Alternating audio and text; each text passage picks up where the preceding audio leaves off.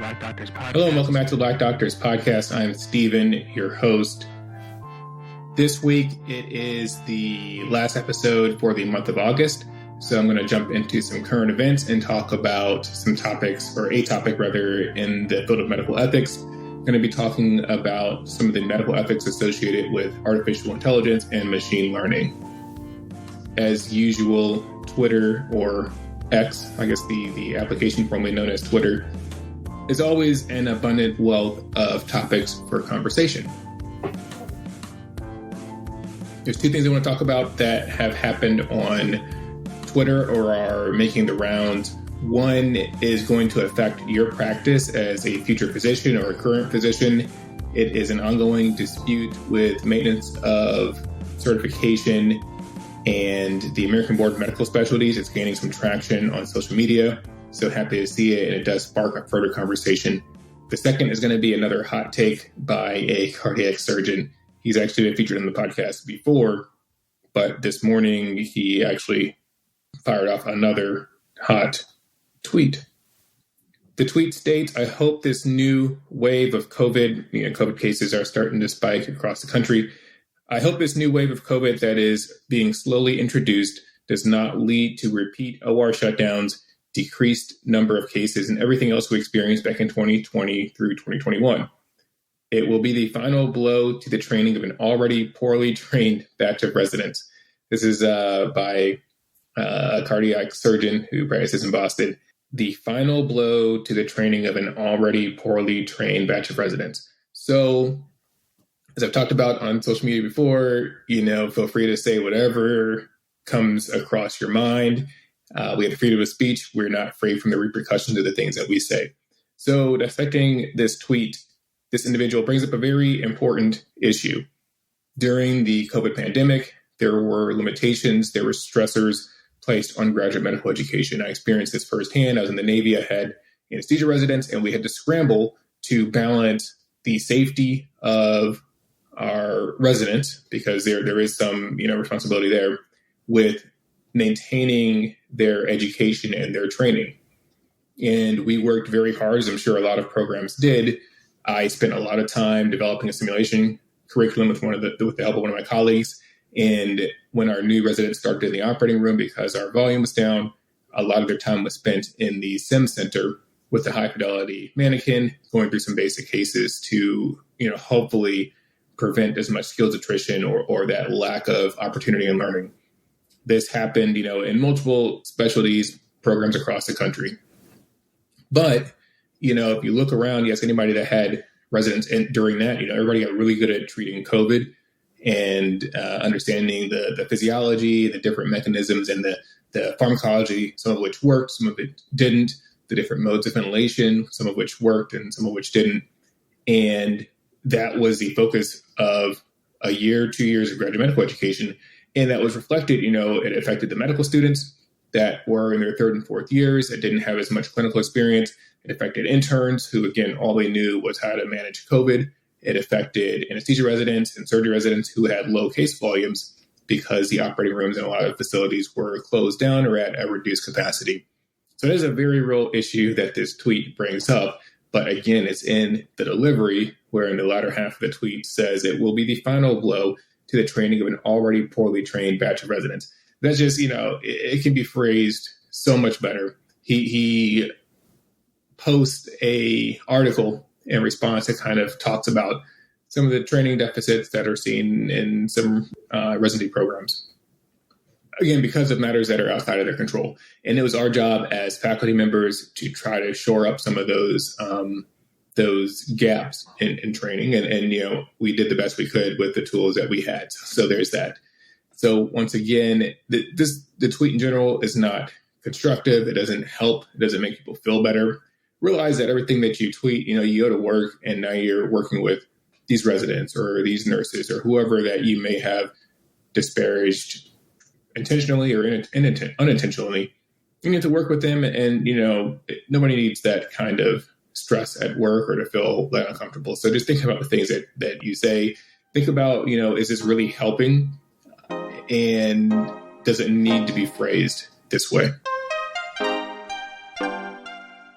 The next topic, it also comes from Twitter. This is where I first came across this subject, but it's something that I had thought about for a while. There's 2 Twitter accounts to follow. The first is Westby Fisher. It's at Dr. Wes. And the other, it's a hematologist oncologist by the name of Aaron Goodman. His Twitter handle is Aaron Goodman 33, Papa Heme. And I stumbled upon this debate. There was a podcast episode involved, and basically it's talking about MOC, or maintenance of certification. There is a large organization, the American Board of Medical Specialties, and they cover a lot of the specialty boards that we're all a part of. So going back and breaking down some of the terminology, board certification, right? You take that after you finish residency. You also have your board certification as part of your steps 1 through 3. So, after your first year of residency, you complete intern year, you can usually sit for step 3 and become a board certified physician. You're not subspecialized, you're not specialized yet, but you are a board certified physician. Well, once you've completed residency, you finish the requirements to become a board certified physician in X specialty, whether that's orthopedic surgery or internal medicine or anesthesia, you sit for that board exam with that qualifying organization. For me, it's the American Board of Anesthesiologists and, American Board of Internal Medicine, ABIM. It's another organization. This board certification indicates that you have completed the necessary training and you have gained the knowledge and skills required to practice in that specialty at a high level. Now, after you've completed your board certification, you're going to have what's called, you're into the maintenance phase. And it used to be back in the day, you finish your board certification and you're good for life. You're certified for life. You never have to take additional exams. Well, we still want physicians to learn stuff and to stay abreast on current practices. And a lot of it you do just by actively practicing medicine. But eventually they added some structure, and a lot of organizations introduced I think it was a 10-year recertification process where oftentimes you had to take another exam after 10 years of practicing to recertify. Maintenance of certification is a process designed to ensure that physicians continue to maintain and update your clinical knowledge and skills throughout their medical career. It's an ongoing process that goes beyond the initial board certification. Typically, again, there's periodic assessments. So initially there was like a test every 10 years, and now most organizations have switched to a model where you take X number of questions and you do X amount of CME, continuing medical education credits. And together that, you don't have to take another exam, but you continuously certify or maintain your board certification. The frequency and specifics of maintenance of certification varies depending on the specialty board. Some boards may require these activities annually. Some have longer intervals. I think for some organizations, they're even shifting from a 10-year recertification period to a 5-year recertification period. Not participating in or failing to meet the requirements of maintenance of certification may lead to a loss of board certified status depending on the regulations of your board. So again, your board certification is often one-time achievement. Maintenance of certification is an ongoing process. The controversy occurs while board certification is generally viewed positively. Maintenance of certification has been a point of contention among a lot of physicians. A lot of people argue that this is burdensome, it's expensive, it's not necessarily correlated with improved patient outcomes. Proponents of maintenance of certification think it's essential that physicians remain competent in these ever-evolving specialties. So while board certification does establish that you have an expertise in a particular specialty at a given time, this maintenance of certification is designed to ensure that you maintain this expertise and update your knowledge throughout your career. The American Board of Medical Specialties is a leading organization that oversees the certification of many specialists in the United States. So the American Board of Medical Specialties supports an array of medical specialties and subspecialties through the member boards.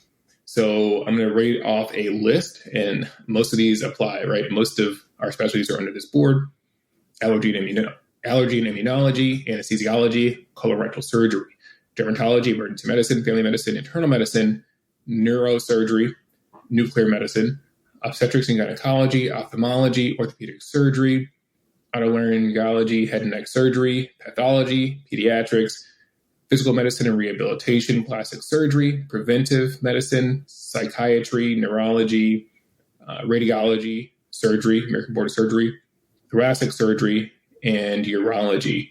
So each of these specialties also have subspecialties that fall under this as well. Continuing on with the conflict. So what's the big deal? The problem is you've already paid exorbitant amounts of money for your medical education. You came out of medical school with hundreds of thousands of dollars in debt. During medical school, you also paid for your board certification, your initial board certification to become a board certified physician, your steps 1, 2, and 3. Last I didn't even want to do the math again. The tests were like $800 each, something like that. So you're paying thousands of dollars at this point already. You also have to pay for your state licensure. You have to pay for your specialty boards. For anesthesia, I think it was like $1,500 for the written test, another $2,000 or so for the oral board exam. You've done all that stuff. You paid that money. You've completed your education. You are board certified. Now you're in the maintenance of certification phase where every year you're going to incur another fee. And you have no say about it. It's either do this to maintain your board certification or not, and you're no longer board certified. So every year, all these things are not cheap, and it starts to add up. For me, I think to maintain my anesthesia board certification or MOC, it's like $200 a year. And then once I'm critical care boarded, that's another like $100 a year. And then there's the continuing medical education credits or a CME that you're also paying for to maintain your certification. There is a conflict of interest, which we'll get into soon. So with the American Board of Medical Specialties, it claims that board certification is voluntary, but in practice, it's pretty much mandatory due to the trend towards specialization in medicine. So physicians at ACGME accredited medical training hospitals must pay for and participate in maintenance of certification before they can invest in their chosen continuous professional development programs. This mandatory nature of maintenance of certification has led to several antitrust lawsuits starting in 2018 against various American Board of Medical Specialties member boards. Basically, again, as you're doing this CME credits and doing these questions to maintain your maintenance of certification, you have to pay for this. So Dr. Fisher, he's a cardiologist. I think he's up in Chicago, and he has a contested blog that kind of breaks down a lot of this information that I'm sharing. And he talks about how federal law sees agreements that unfairly restrain trade as antitrust laws. When a seller forces a buyer to purchase two separate products together, this can be construed as antitrust. And the crux of the lawsuits against the American Board of Medical Specialties is that they've created this antitrust situation where physicians, you have to buy maintenance of certification, which is separate from your initial board certification. And if you don't, you're going to lose your board certification. So to break it down in layman's terms, federal law prohibits any agreement that creates an unreasonable restraint of trade. One type of restraint of trade is when a seller creates a tie by forcing a buyer to purchase separate products together. Here, certification is separate from maintenance of certification, and physicians are forced to buy maintenance of certification, because if they don't, you'll lose your initial board certification. Some of the court cases are Kinney versus American Board of Internal Medicine. The court actually sided with the American Board of Internal Medicine because they argued that maintenance of certification was just a part of the certification. They argued that the maintenance of certification was just a component of the certification. There's two separate products. In SIVA versus the American Board of Radiology, the appeals court recognized certification and maintenance of certification as distinct products.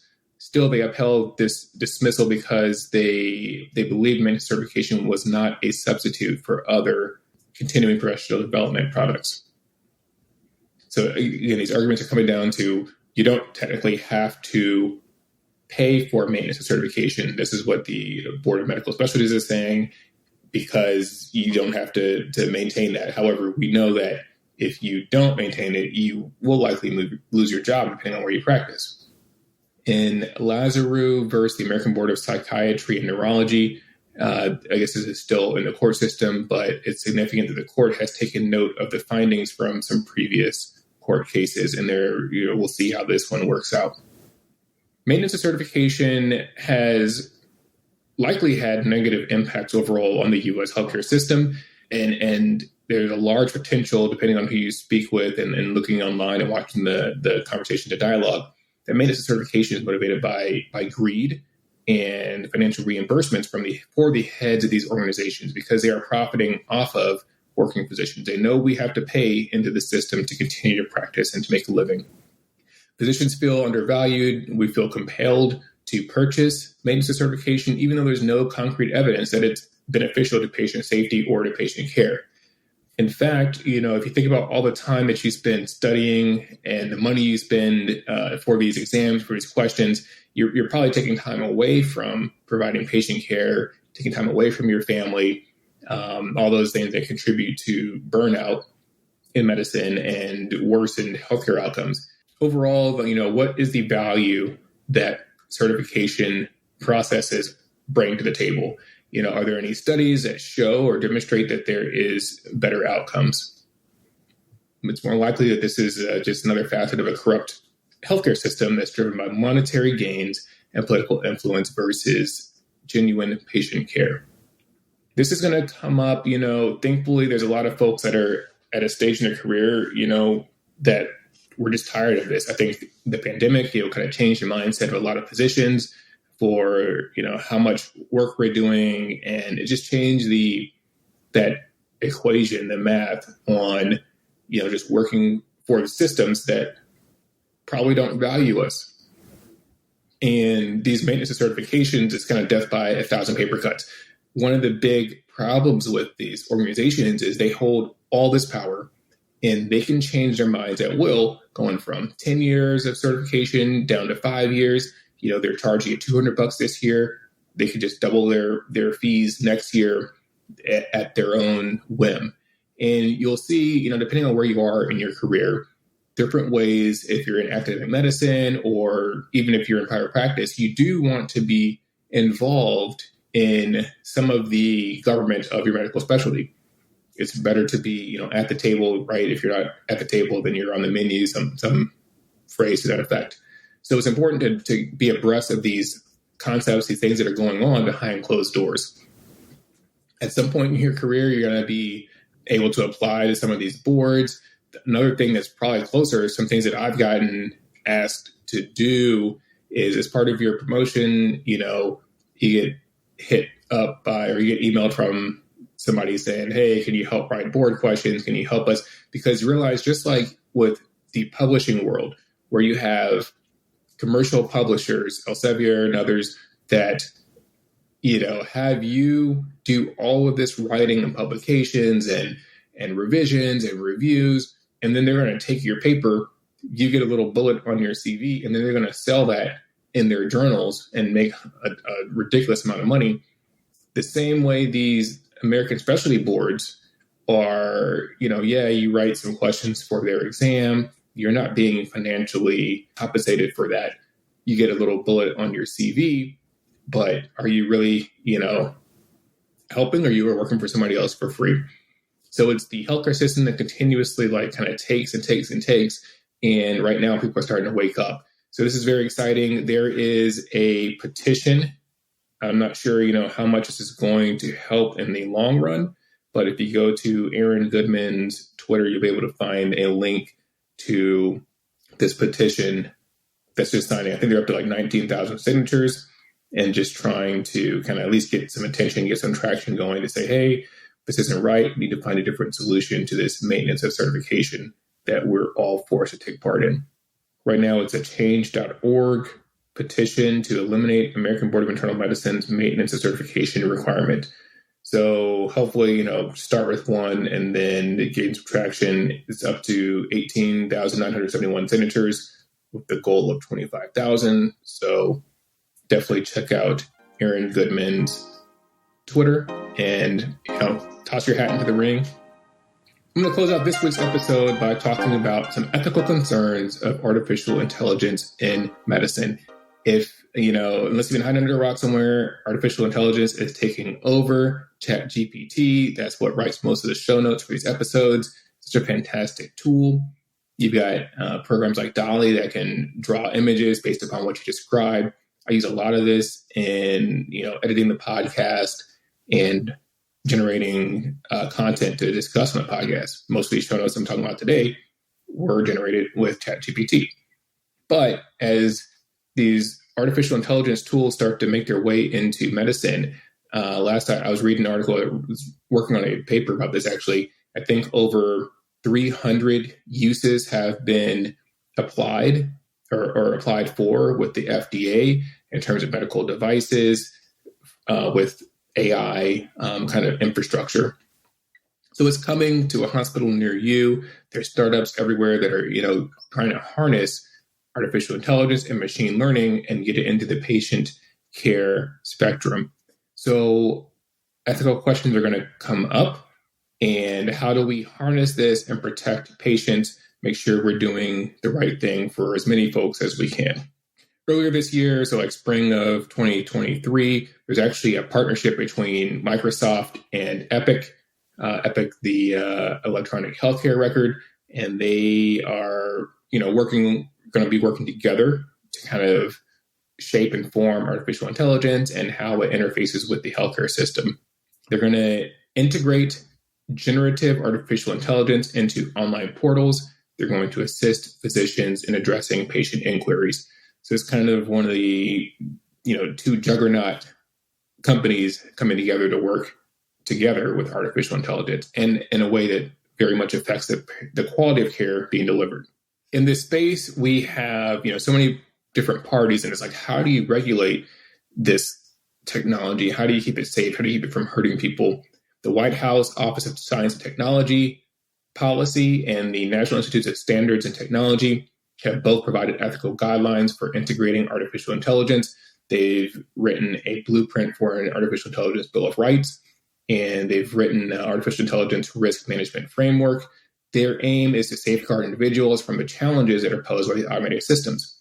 I just watched a documentary, though, on bad lettuce. It was on Netflix, and it talks about how these different regulatory organizations, they took a cheeseburger in a restaurant and were like, the FDA regulates this, and then the Farm Bureau does this, and like basically how all these organizations take a piece of the pie, Department of Agriculture, and it's hard for them to work collaboratively. And that's just for the food that we've had, all of our lives. So I can only imagine, trying to trust the federal government and these corporations with private interests to regulate themselves, right? It's a wing and a prayer. The healthcare sector needs to develop strategies for executing these frameworks and ensure that artificial intelligence tools are being used ethically. A crucial aspect of this is the long-term maintenance and improvement of these tools and focusing on bias detection and elimination. So there's been articles already about the development of artificial intelligence, and depending on who is building the programs, right? If you go to Silicon Valley or wherever the hub is for artificial intelligence development, you're not going to find a very diverse group of people programming these systems and these machines. And especially when it comes to healthcare, when your artificial intelligence is going to impact the quality of care delivered, it's going to possibly make diagnoses one day, you need to make sure that they're being programmed equitably, justly, and fairly. This article goes on, or reading from the Hastings Institute. They're a think tank, a bioethics think tank, and they have great emails and content that I always try to keep up with. They talk about ongoing maintenance, because once you've developed and built this artificial intelligence, these machine learning models, you're going to have to continuously update them and look at the quality of information they're putting out. Are they starting to hurt people? What do you need to do to tune up that information and get it back on track? So it's not just a one and done. There's concerns about the imbalances and prejudices in artificial intelligence and machine learning. There's cases where algorithms worsened health inequities. There's an algorithm that favored white patients over Black patients with regards to mental health. And, based on their algorithms, Black patients received less access to mental health or prescriptions or referrals to psychiatrists I think it was just in a model compared to white patients. There's another study with artificial intelligence diagnosing or evaluating chest x-rays and diagnosing, I think it was pneumonias, and Black patients suffered worse outcomes there as well. I think it was like a 30% decreased screening rate for them. Artificial intelligence developers, they recognize that these issues are present, and they're having issues integrating fairness into these designs.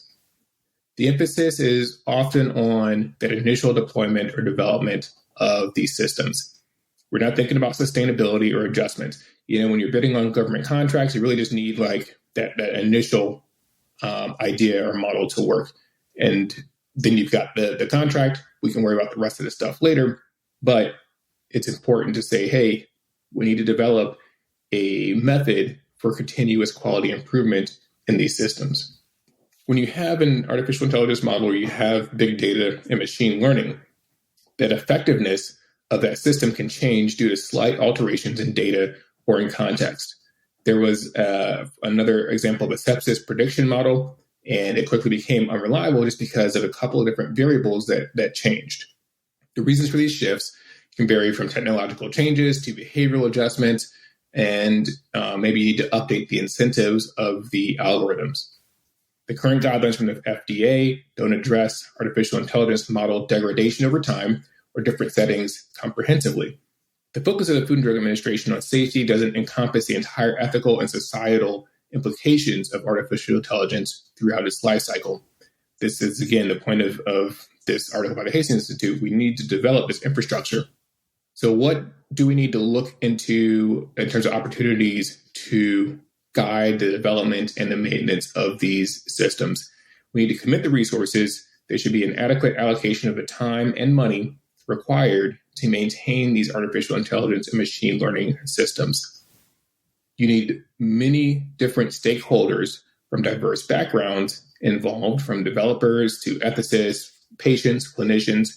You have to take stock of all the involved parties and make sure we're all working together to develop and maintain the fidelity of these systems. We need to establish dedicated centers within the healthcare system to ensure that we can sustain appropriate artificial intelligence performance.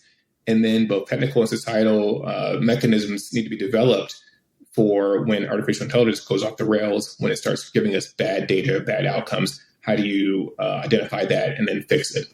The current practice of intermittent evaluations fails to detect inequalities in a timely manner. By the time a flaw becomes evident, trust has been eroded and damage has already been done. Once a tool is broken enough to notice, it's too late.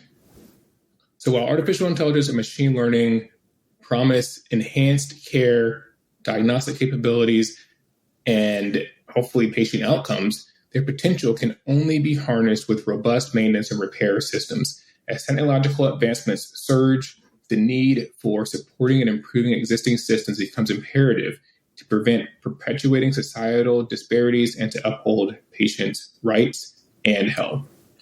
So stay tuned in this emerging field. As new technologies and things come out on the market, people always jump on them, right? The early adopters. And sometimes it's important to sit back and look at other ways that we can get involved. There's going to be a huge need for ethics in artificial intelligence. There's a couple people in this space. So, it's one opportunity to start reading about and to become an expert in this field. I'm certainly keeping an eye on it and reading all the things that I can, and would be happy to chat further. But curious about your thoughts. Thanks so much for tuning in to this episode of the podcast. Thanks for rocking with us. We've been back on the air 2 months now. So July was a great month. Saw a awesome spike in the numbers, tons of new downloads, new listeners. Thank you so much if that's you. And we were able to continue the momentum in August, still working to bring you resources that will help increase the diversity that we so desperately need to see in our healthcare workforce. If you've enjoyed listening to the show, definitely give us a shout out. Share this episode with somebody you think may find it useful. If they have a history of posting hot takes on Twitter, or if they're interested in ethics or tech nerd and into artificial intelligence and these new things that are coming online. If you haven't already, visit us on iTunes or Spotify, wherever you're listening to the show. Leave us a rating, leave us a comment. It really helps the show to grow. Our goal is to, break the top 200 list on iTunes by the end of the year. So we really appreciate your help with that. We've done it before. I think when we were first on the air, we were in the 120s and even as high as I think 75 on the list, which is awesome. But again, the real reason we're here is to support diversity in healthcare and to provide representation. So tune in next week to the Black Doctors Podcast. I'm Stephen, your host. So glad you can join us. We're here because representation matters.